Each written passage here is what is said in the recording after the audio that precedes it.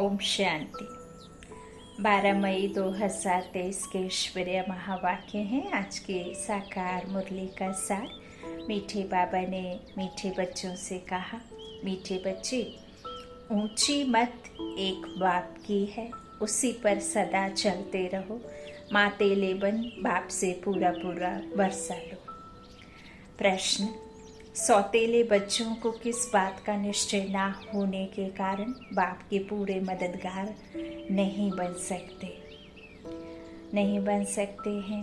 प्रश्न आज का बाबा ने जो कहा कि जिनको निश्चय नहीं तो बाप के पूरे मददगार नहीं बन सकते हैं। उत्तर, सौतेले बच्चों को यह निश्चय ही नहीं होता है कि अभी पवित्र बनने से ही पवित्र दुनिया के मालिक बनेंगे। बिना पवित्र बने पवित्र दुनिया स्थापन नहीं हो सकती। यह निश्चय हो तो पूरे पूरे मददगार बने। मातेले बच्चे बाप को पूरा पहचान लायक बनने का पुरुषार्थ करते हैं। बाप की श्रीमत पर चल श्रेष्ठ बनते हैं। गीत है तकदीर जगा कर आई हूँ। ओम शांति। बच्चों ने गीत सुना। यह बच्चों का कहना है कि हम पाठशाला में आए हुए हैं। इनको कॉमन सत्संग नहीं कहेंगे। सत्य के साथ संग तुम्हारा ही है, सत्य कहा जाता है एक परम पिता परमात्मा को। अब तुम बच्चे उस सत्य अर्थात बेहद बाप के संग में बैठे हो। बाप है वास्तव में दो, हद का बाप और बेहद का बाप। एक है सभी आत्माओं का निराकारी बाप, दूसरा है प्रजापिता ब्रह्मा। बाबा ने पहले भी कहा, आज भी बाबा 3 बाप का परिचय हमें दे रहे हैं। संगम युग पर हम सबके जो ब्राह्मण बच्चे हैं, जो बाबा के ईश्वरीय ज्ञान में चल रहे बच्चे, उनके 3 पिता का उन्हें नॉलेज समझ आई है। एक तो शरीर रूपी पिता, शरीर के जैसे ही हद का। एक अलौकिक ब्रह्मा बाप जो संगम पर जिनके मुख वंशावली बाबा के द्वारा एडॉप्टेड बच्चे। और तीसरा पारलौकिक परम पिता परमात्मा। यूँ तो परम पिता परमात्मा सर्वात्माओं का बाप है और सदा ही है, लेकिन जो खुद को आत्मा निश्चय नहीं करते उन्हें इस बात का नॉलेज नहीं होता कि वो पारलौकिक बाप हम सर्वात्माओं का पिता है। वो तो हद के बाप को जानते और उसे भगवान के नाम से पहचानते।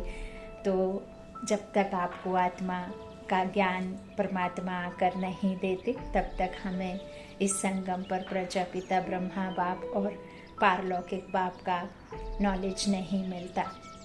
अच्छा, तो बाप कहते हैं इस तरह से तुम किसके साथ बैठे हो? बेहद के बाप के साथ। तो दूसरा है निराकारी बाप। आत्माओं का जो है निराकारी बाप। दूसरा है प्रजापिता ब्रह्मा। तुम बच्चों को अब दोनों बाप मिले हैं। बेहद का बाप जिसको परम पिता परमात्मा कहा जाता है, वह एक ही सब भक्तों का भगवान है। भक्त तो अथाह है, भगवान है एक, वह है निराकार बेहद का बाप। दूसरा है प्रजापिता ब्रह्मा, बेहद का बाप। और तीसरा है लौकिक बाप। शरीर तो विकार से जन्म लेते हैं, उनको कुख वंशावली कहा जाता है। इस कलयुगी दुनिया को पाप आत्माओं की दुनिया कहा जाता है। दूसरी है पुण्य आत्माओं की दुनिया, वाइसलेस वर्ल्ड, नई दुनिया। दुनिया एक ही है, दो नहीं है। घर एक ही होता है, दो नहीं। शुरू में उसको नया घर कहा जाता है, फिर पुराना हो जाता है। भारत नया था तो उसको सतयुग कहा जाता था, अब पुराना है तो उनको कलयुग कहा जाता है। इनको दुख देने वाली विकारी दुनिया कहा जाता है। जब विश्व नई थी तो भारत भी नया था। अब सृष्टि पुरानी है तो भारत भी पुराना हो गया है। नए भारत में सिवाय देवी देवताओं के और कोई धर्म नहीं था। एक ही लक्ष्मी नारायण का राज्य था और कोई खंड नहीं था। 5000 वर्ष की बात है। भारत को स्वर्ग कहा जाता था। तो दो कलाएं कम हुई तो त्रेता में राम सीता का राज्य हुआ। देवता क्षत्रिय धर्म में आ गए। सतयुग त्रेता दोनों को मिलाकर सुख धाम कहा जाता है। जब दुख धाम द्वापर से शुरू होता है तो भक्ति मार्ग शुरू होता है। भारत जो सदगति में था सो दुर्गति में आ जाता है। पहले 16 कला सदगति, फिर 14 कला सदगति, फिर जब द्वापर से वाम मार्ग शुरू हुआ तो भारतवासी दुखी होने शुरू हुए। दुखी बनाया है रावण ने। रावण कोई शरीर रूपी 10 शीश वाला नहीं है। रावण 5 विकार रूपी जो काम, क्रोध, लोभ, मोह, अहंकार और अब तो 7 द्वेष, घृणा है, वो रावण है जिसकी वजह से सर्वात्माएं दुखी हुई हैं। तो रावण के कोई इस तरह से नहीं होता कि जैसा हमने कहा, सुनते आए हैं, परंपरा से जलाते आए हैं, यह सब कपोड़े हैं। परमात्मा कहते हैं 5 नारी के 5 नर के विकार इस तरह से 10 हो जाते हैं। इन पर जीत पहनना है तो जब मैं आऊं तब मैं तुमको समझाऊं और मेरी योग अग्नि में इन 5 विकारों को दग्ध करना है। तो 5 नारी अपने विकार दग्ध करती और नर करते, तब फिर ये 10 शीश पर काम चिता पर जो बैठकर काले हुए तो उसे योग अग्नि में फिर हमें विजय प्राप्त करना है, उसे दग्ध करके। तो अब सब रावण मत पर चल रहे हैं, ईश्वर को कोई जानते नहीं। ऊंचे ते ऊंची मत उनकी गाई हुई है। अब तुम आए हो नई दुनिया के लिए तकदीर जगाने। मनुष्य तो सब पुरानी दुनिया के लिए मेहनत करते हैं और कभी जब लड़ाई आदि होती, कोई भी मनुष्य आत्मा कुछ इस तरह से उपद्रव करती तो कहते थे कि नया खून है, नया इंसान, नई सोच रखने वाले हैं, तो जल्दी आवेश में आ जाते हैं, क्रोध में आ जाते हैं। बाबा कहते हैं ये नई दुनिया नहीं है। नई दुनिया में यह सब होता ही नहीं। ना तो किसी तरह का कोई किसी को दुख देता, ना मुख से कड़वे बोल बोलता और ना ही इस तरह के पैसे के लिए, पाई पैसे के लिए किसी के खून के प्यासे रहते। बाबा कहते यह है ही पुरानी दुनिया। मनुष्य तो सब पुरानी दुनिया के लिए ही मेहनत करते हैं। तुम जानते हो अभी इस पुरानी दुनिया के विनाश के लिए महाभारत लड़ाई है, परंतु विनाश होने के पहले नई सृष्टि भी चाहिए। अब बाप नई सृष्टि रच रहे हैं। तुम सब हो ईश्वर की संतान। पहले आसुरी संतान थे, अभी सदा पावन की संतान बने हो, सुख धाम का वर्षा पाने अर्थात देवता पद पाने। तुम बेहद के बाप से तकदीर बनाने आए हो। बाप तुम बच्चों को बेहद का सुख देने फिर से आया है। भारतवासी बिल्कुल कौड़ी तुल्य बन पड़े हैं। अब राजा कोई नहीं, प्रजा का प्रजा पर राज है। देवी देवता जो पवित्र थे अब पतित बन पड़े हैं। गाते हैं पतित पावन आओ, रावण को जलाते हैं परंतु रावण जलता नहीं। सतयुग में थोड़े ही जलाएंगे। सतयुग में वर्ल्ड ऑलमाइटी अथॉरिटी, देवी देवताओं का राज्य था। इस समय सब नरकवासी बन पड़े हैं। अब इस पार से उस पार जाना है कि भैया एक ही है। वह आकर विषय सागर से क्षीर सागर में ले जाते हैं। यहाँ के साहूकार लोग समझते हैं हम तो स्वर्ग में हैं, जो गरीब हैं वह नरक में हैं। उनको मालूम नहीं स्वर्ग किसको कहा जाता है। तुम जानते हो सतयुग में था पारसनाथ और पारसनाथियों का राज्य। बेहद के बाप को तुम पहचान कर बाप कहते हो तो ज़रूर वर्षा मिलना चाहिए। तुमको यह याद रखना है कि हम शांति धाम के वासी हैं, परम धाम से यहाँ आए हैं पाट बजाने। 84 जन्म कैसे लेते हो यह बाप बैठ सारा हिसाब समझाते हैं। बाप कहते हैं बच्चे अब कलयुग का अंत है। यहाँ तुम बाप के बच्चे हो और बाप से सहज योग सीख रहे हो। तुम कहते हो बाबा हम सूर्यवंशी घराने में ज़रूर आएंगे। यह एम ऑब्जेक्ट है, यह पाठशाला है भगवान की। भगवानोवाच बच्चे मैं तुमको मनुष्य से देवता बनाने आया हूँ। तुम राजाओं का राजा बनो, मातेले बन पूरा वर्षा लो।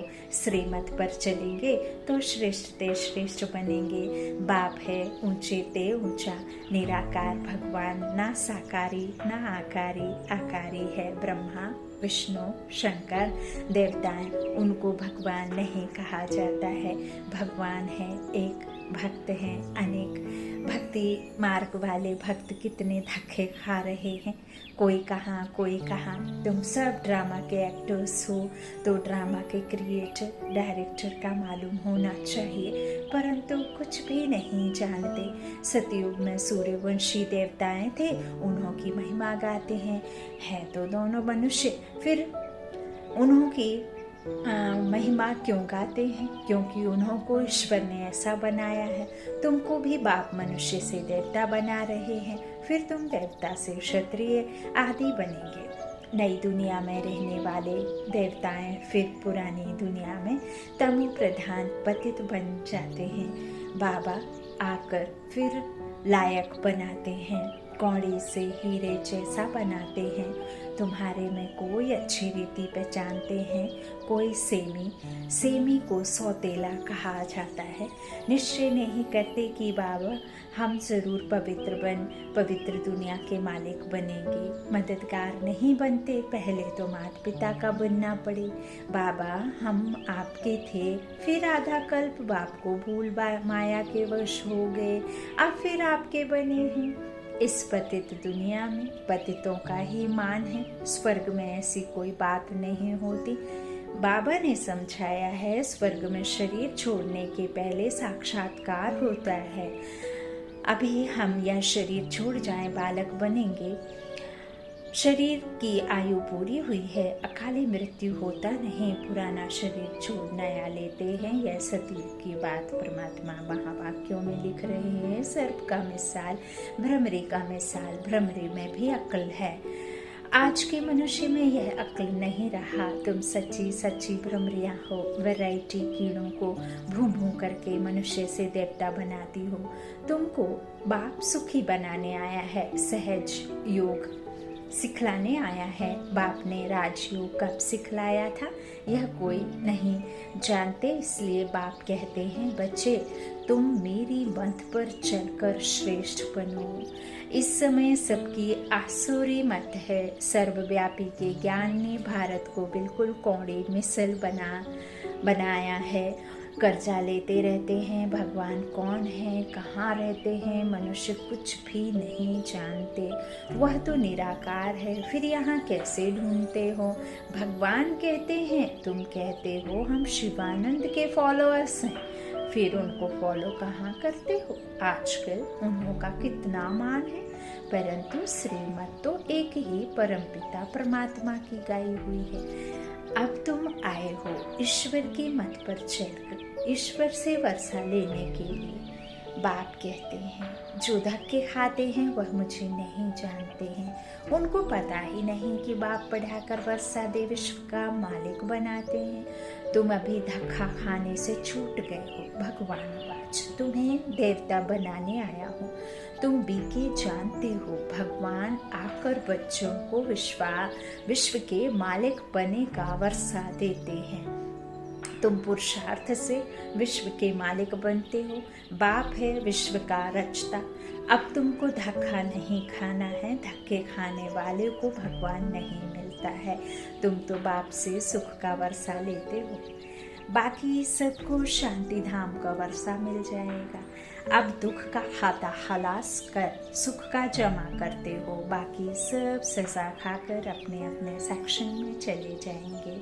बच्चों ने गीत सुना, नई दुनिया के लिए नई तकदीर बनाने आए हैं, आत्मा की तकदीर जगाने आए हैं। वही तकदीर फिर 21 जन्म पूरा होने से पुरानी बनती है। अब पुरुषार्थ करना है, चाहे सूर्यवंशी राज्य लो, चाहे साहूकार प्रजा बनो, चाहे गरीब प्रजा बनो। प्रजा भी बहुत साहूकार होती है, जो कई राजे लोग भी उन्हों से कर्जा लेते हैं। अभी भी प्रजा साहूकार है। सतयुग में ऐसे नहीं होता। जो पिछाड़ी में राजा रानी बनते हैं उनसे प्रजा में बहुत साहूकार होते हैं, बड़े बड़े महलों में रहते हैं। अब जो चाहे बनो, अभी सब दुखी हैं, बाबा आए हैं तुमको स्वर्ग में सदा सुखी अथवा स्वर्गवासी बनाने। इस समय नरकों के वासी फिर भी जन्म नरक में ही लेंगे। तुम स्वर्गवासी बनने का पुरुषार्थ कर रहे हो। बाबा के शरीर का कोई नाम नहीं है। मनुष्यों को 84 जन्म में 84 नाम मिलते हैं। जो सबसे पहले जन्म लेकर आदि में पाठ बजाने आते हैं तो उनके 84 जन्म होते हैं। तो 84 रईस तन रूपी कपड़े के नाम है ना, और फीचर्स माता पिता अलग अलग जगह पर लेते होंगे। तो इस तरह मनुष्यों को 84 जन्म में 84 नाम मिलते हैं। भिन्न नाम रूप देश काल, लेकिन आत्मा का भिन्न काल रूप देश ऐसा कुछ नहीं। वो तो है परम धाम निवासी। और आत्मा यहाँ आकर के शरीर लेकर के पार्ट बजाती है। जब एक शरीर का पार्ट खत्म होता तो वो दूसरा लेती है, लेकिन आत्मा का नाम या उसका रंग रूप या उसका छोटा बड़ा होना यह बाबा कहते हैं नहीं होता। अच्छा, तो बाबा कहते हैं जैसे आप ये शरीर रूपी कपड़े को बदल करके रोज रोज बदलते हो, इसी तरह से आत्मा भी बदल लेती है जब वो फट जाता है, या आत्मा का जब एक शरीर में पार्ट खत्म होता है। अच्छा, तो बाबा कहते हैं शिव बाबा को ना आकारी ना साकारी शरीर मिलता है। कहते हैं मैं लोन लेता हूँ। आता तब हूँ जब इनकी वानप्रस्थ अवस्था होती है। यह drama second by second shoot होता जाता है। हम तुम कल पहले मिले थे, अब मिले हैं, फिर मिलेंगे। जो सेकंड बीता सो ड्रामा।